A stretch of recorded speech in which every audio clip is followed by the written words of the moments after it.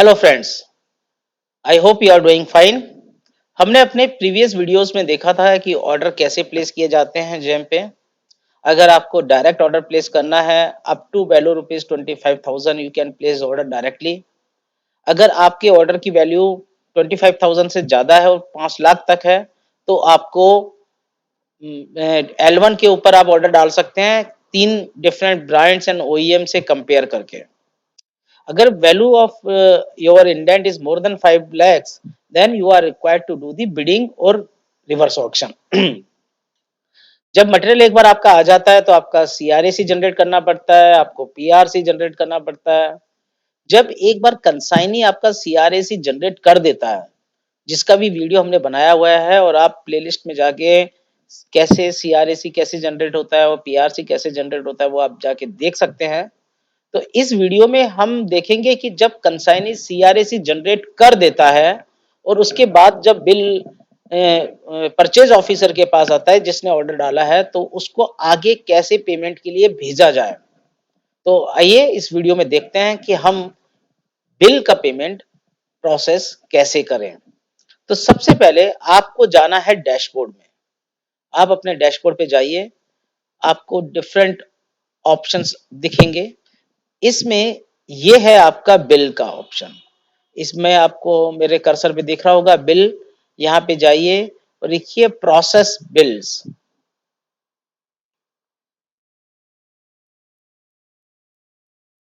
जब आप process bill में जाएंगे तो आपके पास ऑप्शन आएगा पेंडिंग बिल्स, जिसमें CRAC ओल्डर देन 40 डेज है तो आपको ये सेलेक्ट नहीं करना है, आपको ऑल बिल्स करना है। आपका जो पेमेंट मेथड है वो देख लीजिए, क्योंकि मेरा जो पेमेंट मेथड है रेलवेज है तो मैं रेलवे सेलेक्ट कर रहा हूँ। और आप विद इन इस पीरियड में आप देखना चाहते हैं कि तो आपको अपना पीरियड का कोई डेट डालना पड़ेगा। लेट से मैंने 1 अक्टूबर का डेट डाल दिया और इसमें डिफरेंट ऑप्शंस हैं कि आप bill yet to be created, bill initiated, bill drafted. तो डिफरेंट स्टेजेस पे जो बिल हैं, आपने जिस स्टेजेस पे बिल पहले छोड़ दिया उससे भी आगे बढ़ सकते हैं और आप इनिशिएट भी कर सकते हैं। तो आप इसको सर्च कीजिए bill yet to be created. तो एक हमने JK कॉपियर का A4 साइज का एक बिल डाला था, उसका CRAC जनरेट हो गया है, हमारे प्रीवियस वीडियो में आप देख सकते हैं। तो अब उसका हम बिल का प्रोसेस करने जा रहे हैं, पेमेंट प्रोसेस करने जा रहे हैं। तो हम क्लिक करेंगे शो बिल, ये आपको बिल दिखने लगेगा, इसको प्रोसेस कर दीजिए। इस प्रोसेस बिल में आपके पास सारे ऑप्शंस आएंगे। आप फाइनेंशियल अप्रूवल देख सकते हैं, ऑर्डर की कॉपी आप इसमें देख सकते हैं, कॉन्ट्रैक्ट की कॉपी देख सकते हैं, सेलर्स का जो इनवॉइस है आप क्लिक कीजिए तो आपको सेलर का इनवॉइस आ जाएगा। ये आपके सेलर का जनरेटेड इनवॉइस है, जिसमें उसने में जो डॉक्यूमेंट्स हैं, जो मतलब अपना जो बिल जनरेट किया था वो बिल आपको मिल जाएगा। इसको आप देख सकते हैं, इसमें कोई डिस्क्रिपेंसी है तो आप इन्फॉर्म कर सकते हैं। तो ये एक हमारे पास इनवॉइस है। इसी तरह से आप consignee receipt and acceptance certificate जो जनरेट हुआ था वो भी आपको दिख रहा है, इसको भी आप देख सकते हैं। सिग्नेचर देख सकते हैं कि इसको साइन किया था, कब बना था CRAC, कितनी क्वांटिटी का बना है, ये सब आप इसमें चेक कर सकते हैं। इसमें आप आइए, तो आप जब नीचे आएंगे तो आपके पास एक ऑप्शन आएगा कि क्या आप कोई डिडक्शन इम्पोज करना चाहते हैं क्या, whether you want to impose any deduction. तो वो डिडक्शंस क्या हो सकते हैं। मान लीजिए आप कोई पेनल्टी लगाना चाहते हैं, अगर फर्म ने लेट डिलीवर किया है तो आपको पता होगा कि आप लिक्विडेटेड डैमेज लगा सकते हैं। जेम के जो पॉलिसी है उसके हिसाब से अगर कोई आइटम डिले करता है तो आप 0.5% per week for the delayed supply you can impose. मान लीजिए आपने एक ऑर्डर प्लेस किया 1000 रुपीज का, उस 1000 रुपीज में से आपने कुछ DP दिया था, उस DP के अंदर जो फर्म है उसने 800 रुपीज का आइटम तो सप्लाई टाइम पे कर दिया, पर बैलेंस 200 का उसने डिले किया और वो डिले करने के बाद सप्लाई हुआ। तो आप उस 200 के ऊपर पेनल्टी लगा सकते हैं क्योंकि उसने 200 को डिले किया था।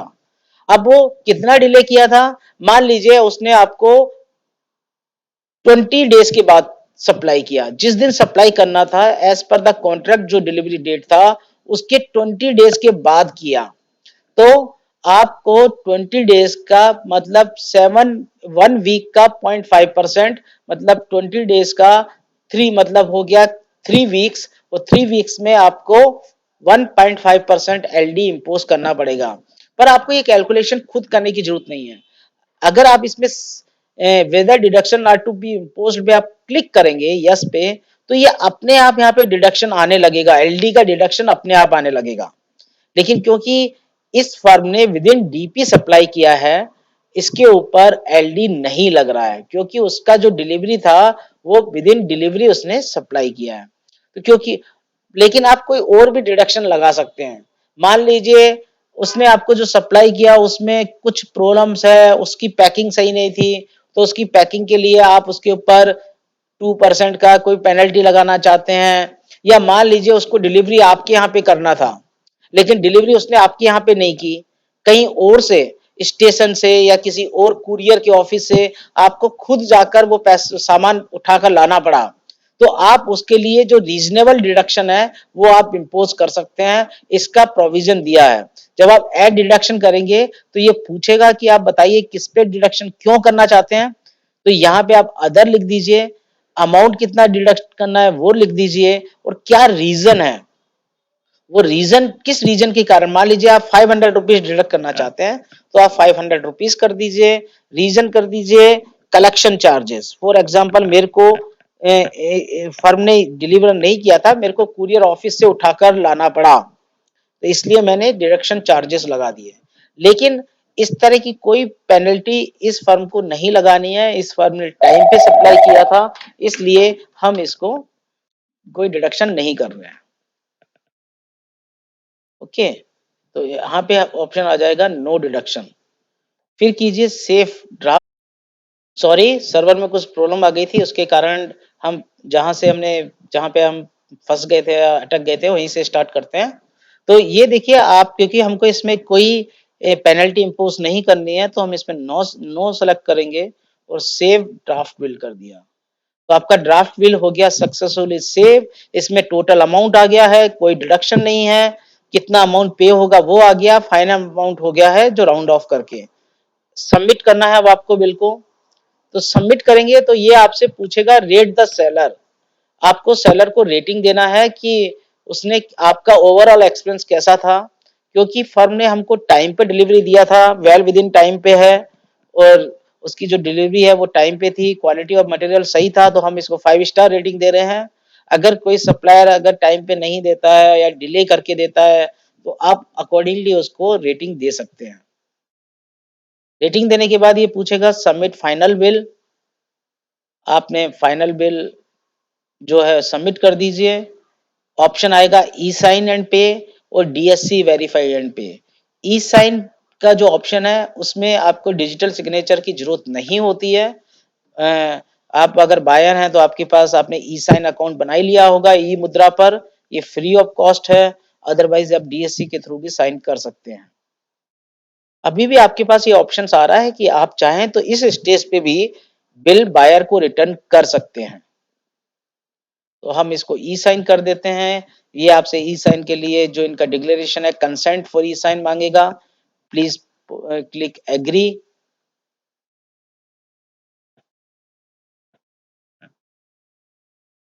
यहाँ पे आपको यूजर आईडी डालना है, ई साइन का जो ये विंडो खुल गया है, पासवर्ड डालिए, ओटीपी मांगिए इससे, ओटीपी मोबाइल पे आ जाएगा आपके, आपको वो ओटीपी इसमें एंटर कर देना है। डायलॉग बॉक्स को क्लिक कीजिए, परफॉर्म ई साइन कीजिए।